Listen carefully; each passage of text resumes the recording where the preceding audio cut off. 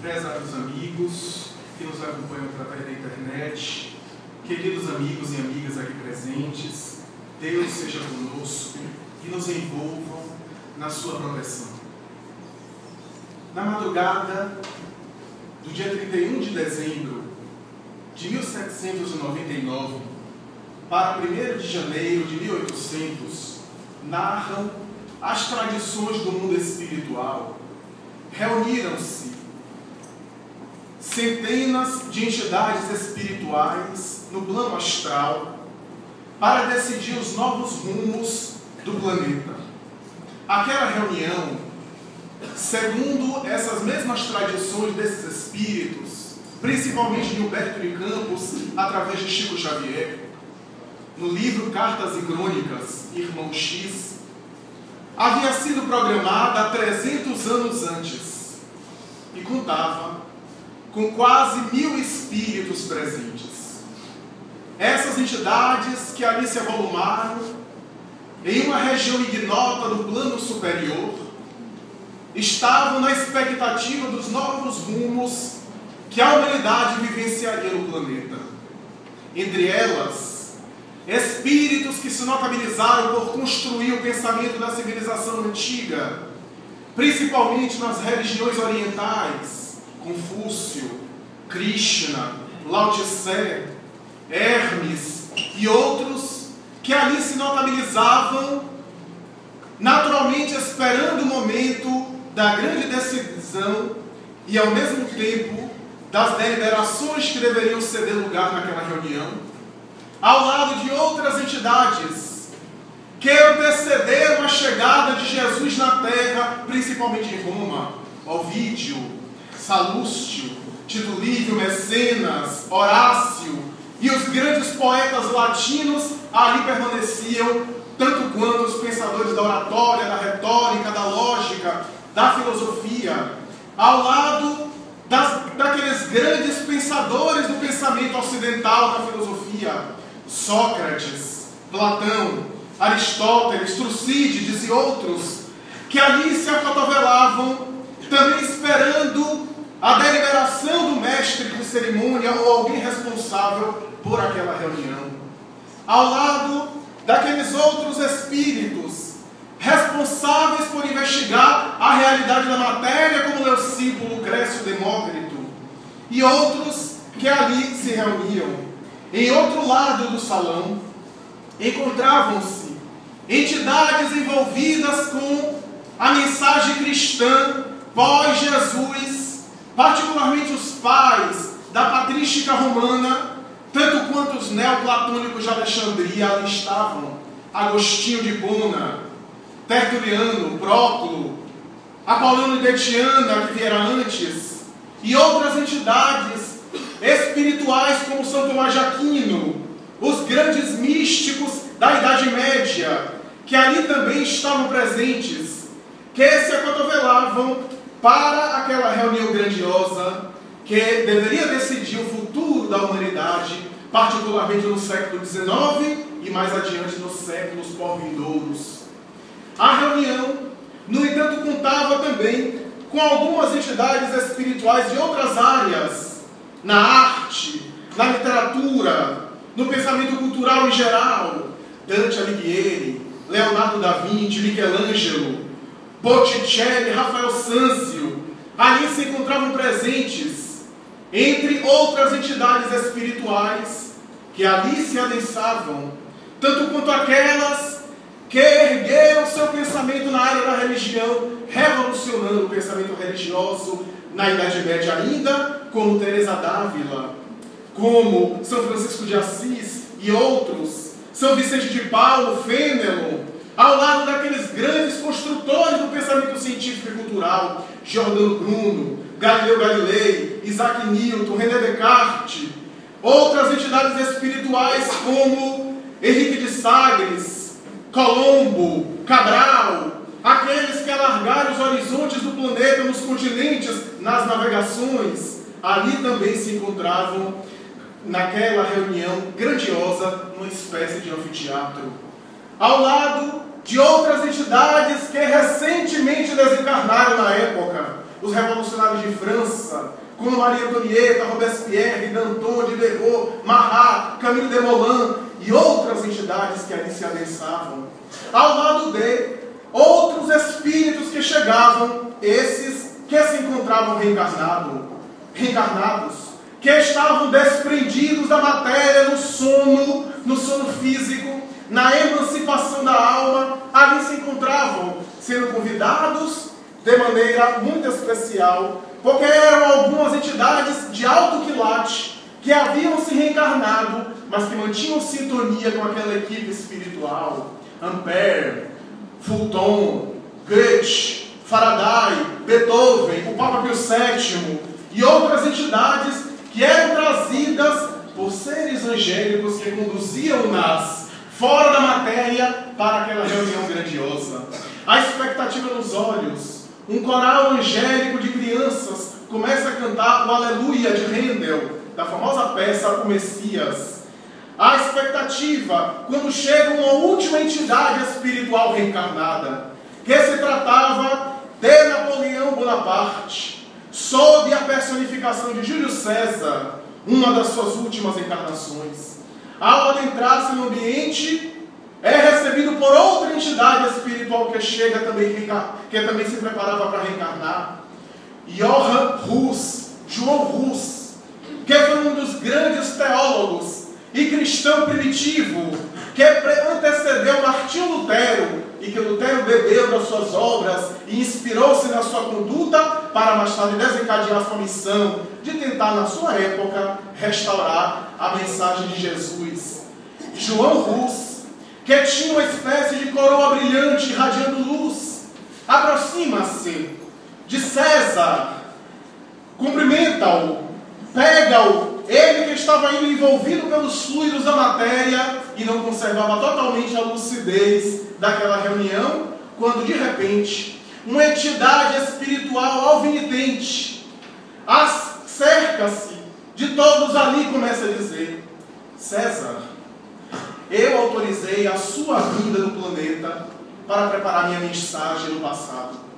E embora anexasse os estados e todo mundo conhecido na época, não apenas pela sua habilidade de guerreiro, mas porque a providência divina estava por detrás de você, utilizando você como instrumento, para que o idioma de Roma pudesse ser a língua universal, facilitando assim a comunicação entre os povos e a disseminação da minha mensagem. Eu sei que você conseguiu a primeira parte dos trabalhos, mas a segunda, por causa da prepotência e do vício sanguinolento dos prazeres, malograste dolorosamente na tua missão. E quando ias pedir mais poder ao Senado de Roma, foi arrebatado prematuramente pelo punhal de Brutus à desencarnação.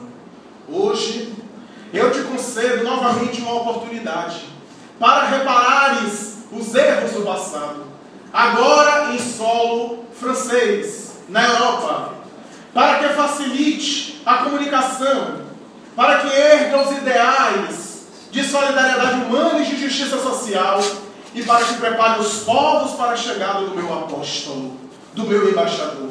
João Hus, nesse momento, olha para os céus, lágrimas aljofram da face, e ele começa a se perguntar de onde eu conheço essa voz. E nesse instante, a entidade espiritual que não se fazia reconhecível, identificada naquele momento, apenas era uma irradiação de luz que as pessoas não identificavam, as entidades não identificavam ali no momento, continuava a dizer: ele, esse meu embaixador, será o embaixador de uma mensagem minha, que é a mesma mensagem que eu pronunciei ao longo dos tempos, mas que agora precisa caminhar lado ao lado com o conhecimento cultural, com as naves da filosofia e do saber, da ciência e do pensamento filosófico. Mas ele será o embaixador do amor, porque a doutrina que ele trará terá como meta essencial a caridade, que é o amor na sua expressão mais elevada, superior. Esse instante, no entanto, é um instante muito grave, que tu precisas estar entronizado com o nosso mundo espiritual e com a nossa equipe, para que possa ser instrumento de uma era nova e ajudar esse meu missionário. João Rus, em um gesto de modéstia, ajoelha-se diante de César, agora reencarnado como Napoleão Bonaparte, pedindo-lhe ajuda, e pede às entidades espirituais presentes para que ele próprio leve de volta ao corpo físico, ao sono, o primeiro procônsul da França agora, o chamado ministro da França, Napoleão Bonaparte. Essa reunião espiritual, que possuía várias entidades, e que deveria decidir algumas coisas a respeito do futuro dos tempos, ficaria marcada no inconsciente de muitos. Mas, não obstante tudo isso, no dia 3 de outubro de 1804, reencarna na Terra Hippolyte Léon Denis Arrivaille, que era João Rus, que voltava, e que a partir de 1857 será reconhecido com o pseudônimo de Allan Kardec. E não obstante Napoleão Bonaparte conseguir cumprir a primeira parte dos seus trabalhos e das suas atividades, mais tarde, por providência também no mundo espiritual, ficaria exilado em Santa Helena para, na solidão, poder se libertar das suas ambições e poder reparar parte dos erros cometidos na sua trajetória planetária. Mas o que vale a pena ressaltar hoje é que nessa reunião espiritual havia um espírito notável, que mais tarde reencarnaria em solo brasileiro, que participou dessa reunião empolgado, e que vem do século II depois de Cristo, quando, naquela época, narra o mundo espiritual, principalmente Emmanuel, na obra Ave Cristo, que ergueu um lar de crianças, para não apenas cuidar de crianças e evangelizá-las à luz do pensamento cristão, mas também sensibilizar o seu filho cruel e perseguidor, Tassiano, que perseguiu os cristãos, como narra Emmanuel em Ave Cristo, e que mais tarde vai dar a sua vida, sendo assassinado, martirizado em Roma, por amor a Jesus. Esse cristão primitivo, que participava dessa reunião, que estava ali naquele momento, em 1º de janeiro de 1800, reencarnaria em solo brasileiro, na cidade de Riacho de Sangue, no Ceará, hoje chamada Jaguaretama, e que seria mais tarde conhecido pelo seu amor, pela sua abnegação, e com a trajetória de luz especial, que começou pelo seu nascimento a 29 de agosto do ano de 1831, e que seria conhecido como Adolfo Bezerra de Menezes Cavalcante. Esse homem extraordinário, que nasce de família muito pobre, muito humilde, e que desde cedo anseia o conhecimento, se interessa pelas letras, e mais tarde sai da sua cidadezinha para a capital Fortaleza, para completar os seus estudos ginasiais, com muito sacrifício da sua família, e que mais tarde, por intermédio também de amigos e de alguns familiares, conseguia até a capital da época do Império, Rio de Janeiro, para complementar os seus estudos, porque tinha ambição, o ideal, a aspiração de se tornar médico, que mais tarde o celebrizaria como médico dos pobres. Espírito aberto, coração sensível, generoso e intelectual de alta estirpe, esse homem extraordinário, no Rio de Janeiro, passa dificuldades quase insuportáveis. A fome, as necessidades materiais, a penúria, o pão quase era escasso, o lume quase impossível de conquistar, e ele padecia as necessidades mais básicas. E em um dia insuportável, diante daqueles alienígenas, aquelas pessoas diferentes, cuja cultura do Rio de Janeiro na época era diferente, na cidadezinha do interior de onde ele saía, agora, ainda se acostumando ao clima cultural, ele, em momento máximo, narram seus biógrafos, quase pensa em abandonar a sua carreira, porque a faculdade de medicina na época era muito cara, tinha naturalmente expressões muito elevadas de importância para que o indivíduo possa levar adiante o seu curso, e as suas necessidades eram urgentes, ele então recebe um auxílio da providência divina, quando bate à sua porta um jovem estudante que queria pedir a ele que o ensinasse matemática, queria tomar aulas de matemática nessa doutrina das mais abstratas, em que ele era exímio intelectual, habilidoso. E esse jovem, para sua surpresa, tinha a quantidade financeira, a quantia justamente que ele precisava para se manter, e decide pagar por antecipação. E ele, empolgado, começa a ensinar, mas foi apenas uma primeira aula e nada mais, porque o jovem nunca mais ia voltar. E Bezerra de Menezes, mais tarde, vai dizer que toda a sua vida seria para retribuir aquelas mãos anônimas e talvez espirituais que bateram em sua porta, porque graças a elas ele pôde mais tarde se tornar médico e exercer o sacerdócio e a arte de curar. Jovem ainda, sensível, atuando em medicina, em regiões inclusive pobres. Mais tarde ele percebe que pode tentar ajudar a sociedade e se candidata à carreira política, mas percebe que as paixões partidárias, o ego exacerbado, os interesses subalternos, os caprichos da personalidade humana, os subornos, fazem com que ele se espante no cenário político e a sua alma sensível e devotada, ao mesmo tempo íntegra, decide abandonar a postura política para dedicar-se integralmente à política e se devotar aos pobres e aos necessitados. À época, ainda a mensagem espírita era quase que desconhecida pelas pessoas.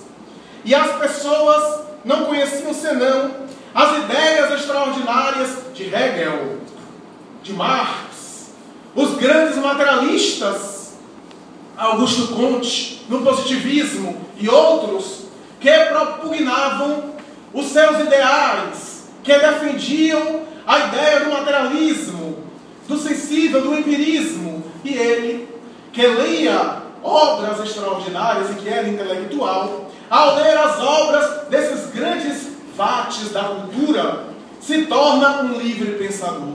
Não era um ateu, não era um materialista, mas não podia aceitar as religiões da época, as doutrinas que ele conhecia. Então ele começa a se tornar um livre pensador, lendo esses textos desses filósofos materialistas, mas não negando a sua crença em um poder superior, em um poder supremo, em Deus. Casa-se com uma jovem notável e dedicada, e é pai várias vezes, de tal forma que se torna também um excelente pai de família. Mas é a partir do ano de 1870 que o livro dos Espíritos para em suas mãos, através da generosidade de um amigo seu, que se dedicava à atividade numa casa espírita, que na verdade não era casa espírita na época, era uma residência de uma pessoa, porque à época as reuniões espíritas eram em residências, por causa da intolerância religiosa, da perseguição em geral e da falta de estrutura também. E ele olha aquele livro, e em um dia, fazendo um deslocamento no Rio de Janeiro, tomando a locomoção de bonde, que era a época, bonde amarrado a animais, a burros que o conduziam, ele pega aquela obra que estava em uma mochila e abre para começar a ler, e a sua curiosidade o deslumbra, porque ele vai ler de maneira ávida de tal forma que mais tarde vai dizer: eu era espírita sem o saber. Parecia que possuía no meu inconsciente, no meu subconsciente, aquelas noções.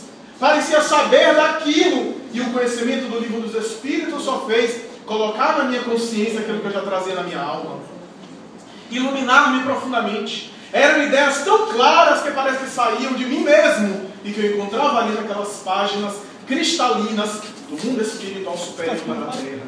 Torna-se espírita, começa a frequentar a casa de um amigo seu, médium, de receituário, de uma doutrina na época nova, a homeopatia, que teria sido propalada por um espírito que participou da reunião de 1º de janeiro de 1800, e que era a antiga reencarnação do pai da medicina grega, Hipócrates, e Samuel Hahnemann.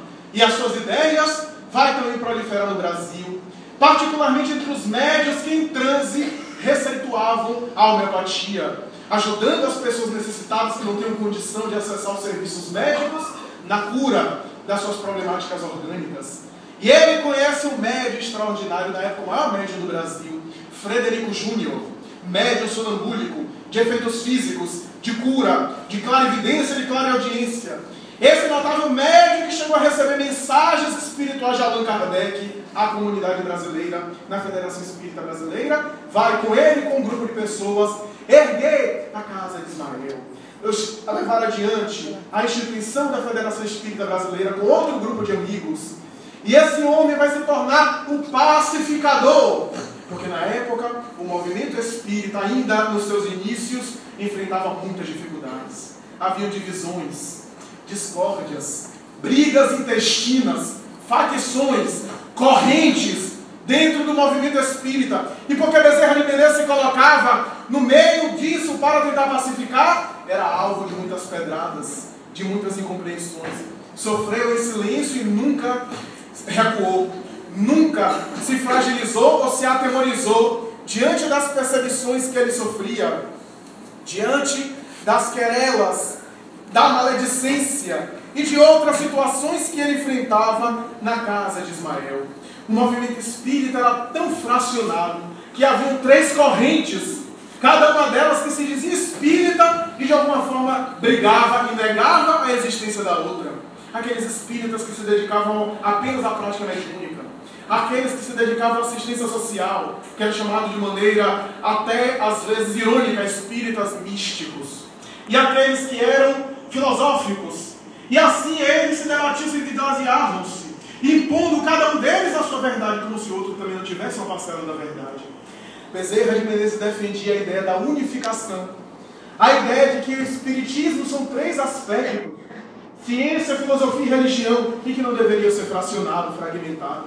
E por isso foi alvo de muitas incompreensões, de muitas calúnias. O apodo, a zombaria, bateu-lhe nas portas. E ele, percebendo a dificuldade do movimento espírita, resolveu levar a mensagem espírita fora dos muros sombrios na época do centro espírita, para as pessoas em geral, com um pseudônimo, porque era algo proibido e perseguido, chamado Max, para que a sua família também não sofresse a perseguição e para que a perseguição não recaísse sobre seus filhos e sua mulher. Ele adota o pseudônimo Max e escreve no jornal da época, O País, vários artigos com uma beleza, uma elegância extraordinária. Dr. Canuto de Abreu, especialista e o maior conhecedor das obras de Allan Kardec na época, porque tinha os originais de Allan Kardec e comprou alguns arquivos do codificador antes da Segunda Guerra Mundial, quando a França foi invadida pelas tropas nazistas e foi dizimada.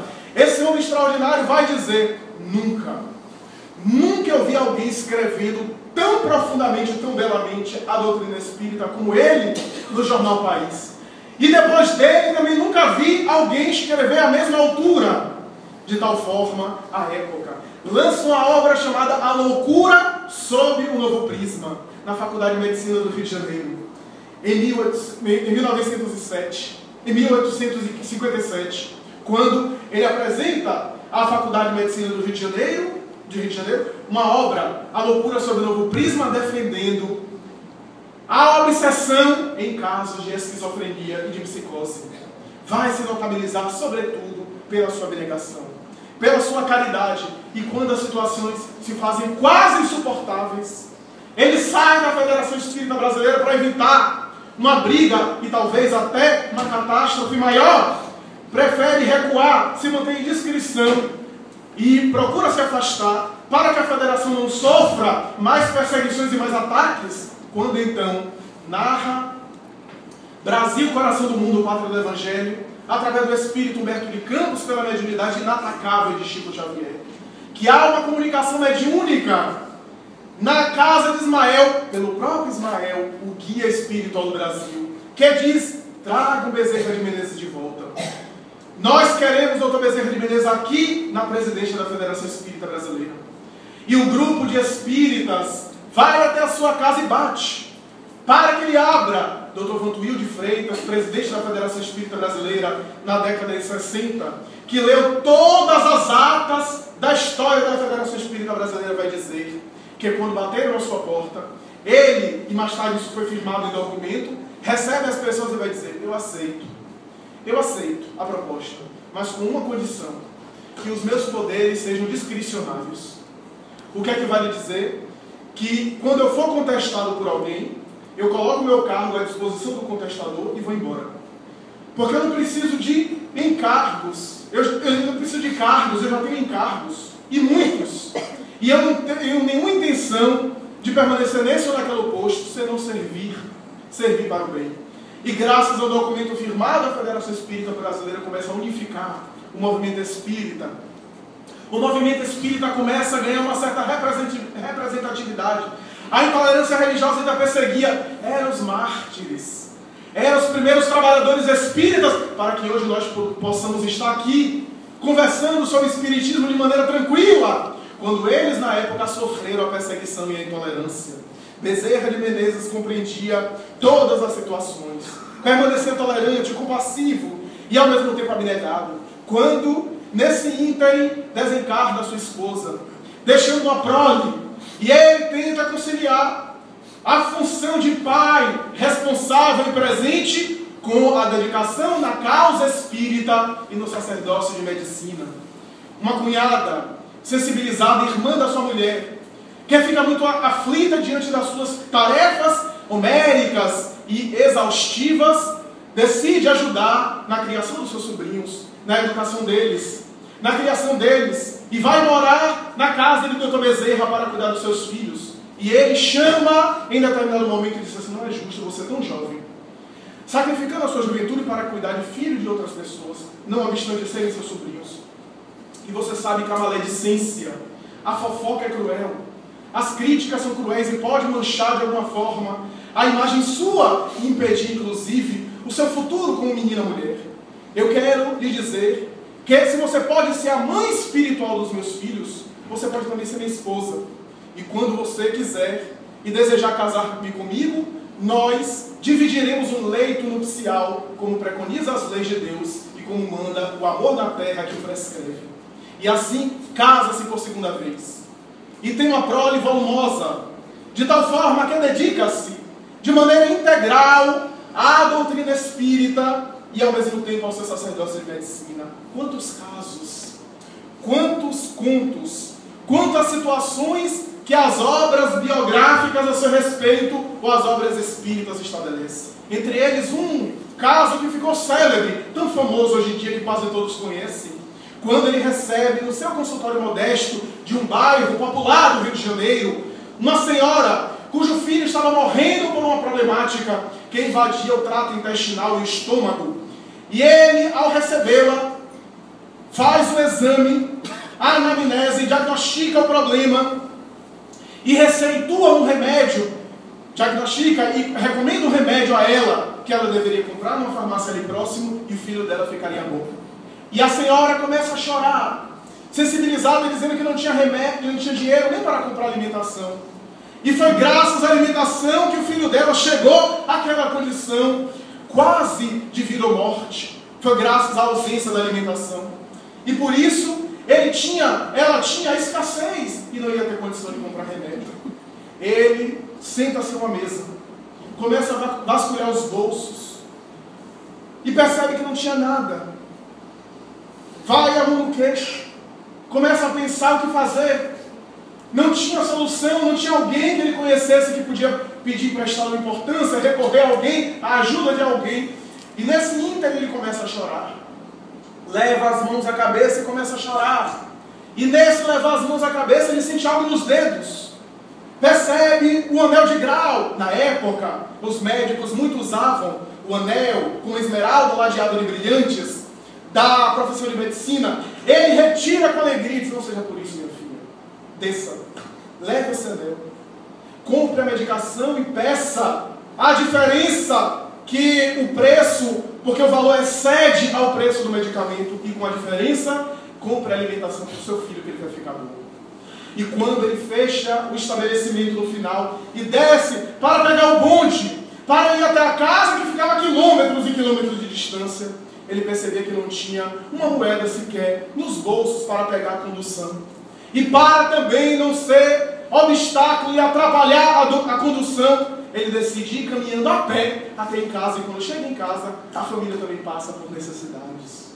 Que homem extraordinário, que chegava a esquecer de si mesmo, dos seus, para se dedicar àqueles que tinham mais necessidades que as suas, que tinham mais carências que as suas. Vai ser cognominado como o Allan Kardec brasileiro, pela sua dedicação de um lado e pelo conhecimento da doutrina espírita que ele divulgava, sem comparação com ninguém ao lado dele.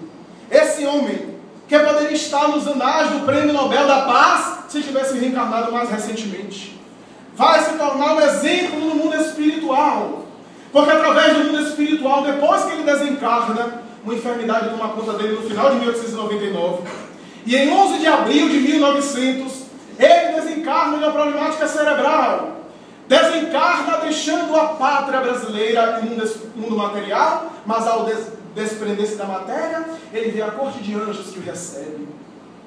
E no mundo espiritual, vai se desdobrar ainda mais, sintonizando com vários médiuns, Ivone do Amaral Pereira, Chico Xavier, Divaldo Pereira Franco e outros tantos médiuns que o recebem.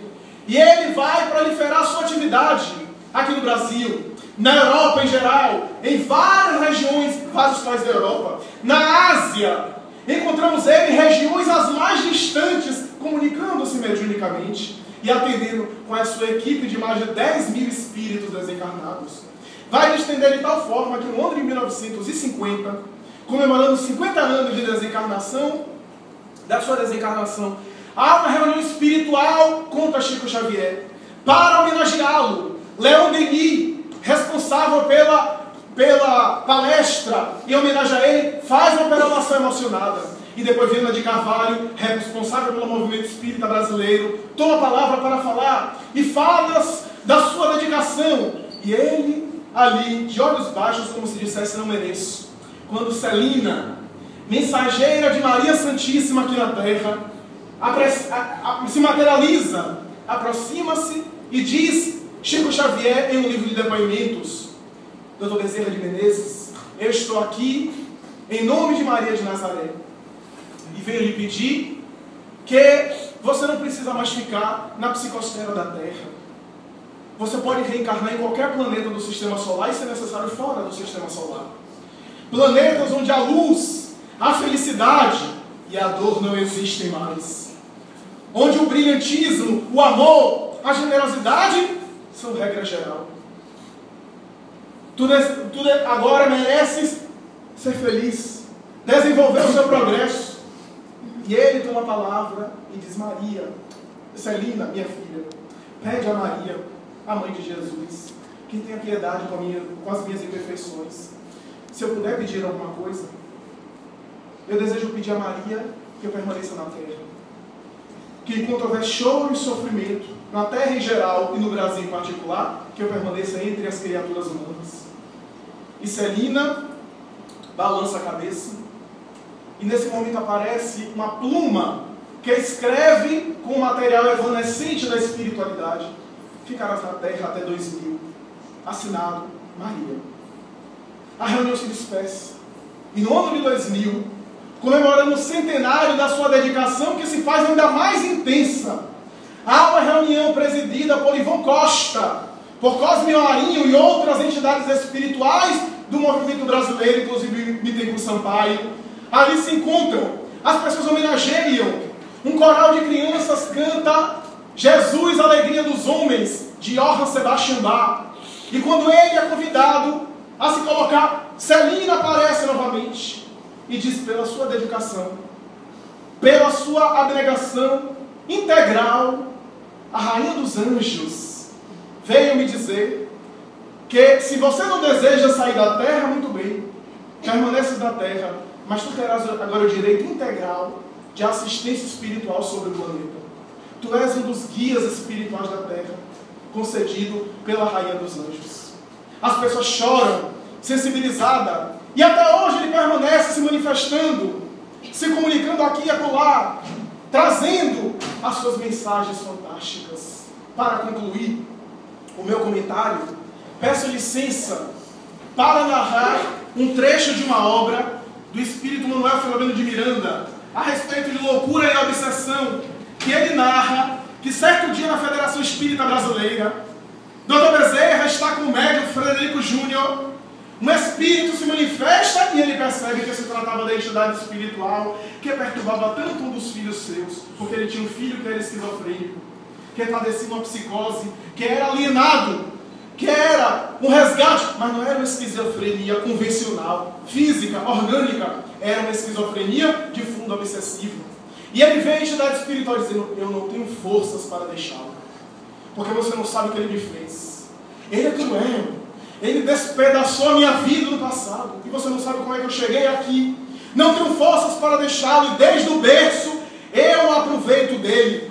Eu invado a sua casa mental e envolvo ele em conflitos, em perturbações, e agora eu tenho praticamente o domínio total dele, nas suas alienações, nas suas crises psicóticas. Eu estou quase sempre também acercando e perturbando ele, e não tenho forças para deixá-lo, para abandoná-lo. E Dr. Bezerra diz: mas eu não te peço para abandoná-lo. Ele é meu filho carnal, que eu amo. Mas você é alguém que eu amo também, e que é meu filho espiritual, poderia ser meu filho. Eu peço apenas que considere a dor da sua mãe, que chora todo dia me pedindo: Bezerra, por favor, pede a Deus pela cura ou pela melhora do nosso filho. Uma mãe despedaçada, considere meu filho. Despedaçada, que olha o filho, que não a reconhece, que está no delírio da alucinação e não consegue percebê-la, não consegue reconhecê-la como mãe. Considere a destruição do coração materno. Eu não peço para você abandoná-lo, peço para apenas compreender e parar de agredi-lo. Dr. Bezerra, eu também amo o Senhor, eu também gosto muito do Senhor. Meu problema é com Ele. O Senhor é um anjo, é um santo, mas o meu problema é com Ele. Mas Ele foi o filho que Deus me deu. Considere, meu amigo, eu compreendo seu ódio, sua vingança. Não concordo com você, mas compreendo. Compreendo a razão da sua raiva, do seu ódio que Ele despedaçou. A dívida dele é cruel, mas considere o sofrimento nosso. Considere que você não vai sentir nada depois da destruição dele. Porque quando ele for destruído, entre aspas, destruir é desencarnar. Você já está desencarnado. Note bem, Dr. Bezerra, pare de me perturbar. As suas palavras me sensibilizam. Eu amo o Senhor também, mas Ele não merece. Ele é cruel. Mas considere, meu filho, considere, Dr. Bezerra, você não sabe o que você está me pedindo. Nós estamos tão entronizados. A obsessão por subjugação já é tão grande e durante tantos anos que hoje ele tem dependência de mim. Eu sou espécie de parasita. Eu me alimento da sua energia animal e ele se alimenta da minha energia espiritual. Se eu me desprender dele, ele vai morrer. Ele não vai sobreviver. Dr. Bezerra, olha, que seja feita a vontade de Deus. Se é para ele resgatar a dívida horrenda que ele traz, muito bem. Mas que não seja você a mão assassina, meu filho. Encerre a reunião agora. Eu não vou mais lá. Eu não voltarei mais lá. Mas se você quiser ver seu filho vivo, ainda encerre a reunião agora. Depois da reunião, a prece final, Dr. Bezerra com pressa pega a condução, vai, e quando chega em casa, a esposa desolada chorando diz: chegou tarde, Bezerra. Nosso menino abriu os olhos, recuperou a lucidez, diz: mamãe, me abençoe, mamãe. Cadê meu pai? Onde está meu pai? E parou. Morreu. Nosso anjo morreu. Essa era a saga desse apóstolo da caridade, que o movimento espírita, na sua maioria, desconhece. Aprendamos com ele. Reflitamos sobre a sua mensagem de luz, sobre a sua abnegação, porque ele ensinou-nos a todos nós a ser espírita verdadeiro, a dialogar sem agredir o outro, a permanecer de maneira integral, a divulgar a doutrina de maneira correta, e se a pessoa não seguir, é o problema da consciência de cada um. A nossa tarefa é ensinar a doutrina de maneira correta. Agora, o que cada um fizer da doutrina é o problema da sua consciência. Ele nos ensinou a distender sem esperar retribuição, de alguma forma seguindo as pegadas do mestre Nazareno. Aprendamos, reflitamos, porque na próxima quarta-feira, 29 de agosto, nós comemoramos o seu nascimento na terra, quando ele esteve conosco no corpo material, para nos ensinar a caridade e trazer, implantar e divulgar o Espiritismo aqui no Brasil, porque ele é responsável por essa fomentação. Aprendamos com tudo isso, passando a amar as pessoas e não usar as coisas, para não usarmos as coisas, para amar as pessoas e usarmos as coisas, para não usarmos as pessoas e amarmos as coisas.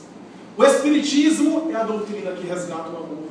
E Dr. Bezerra é um dos seus baluartes, que depois da sua desencarnação, a lacuna que ele deixou permanece não preenchida, embora com outras personalidades atuantes, permanece com um grande vazio, que nós só podemos preencher através do nosso exemplo, da nossa conduta, seguindo as suas pegadas. Pensemos nisso, meditemos numa hora de tantos problemas, de tantos sofrimentos e de tantas dificuldades.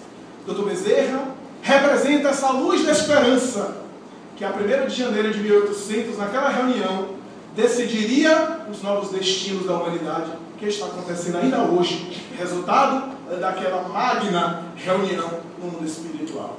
Muita paz.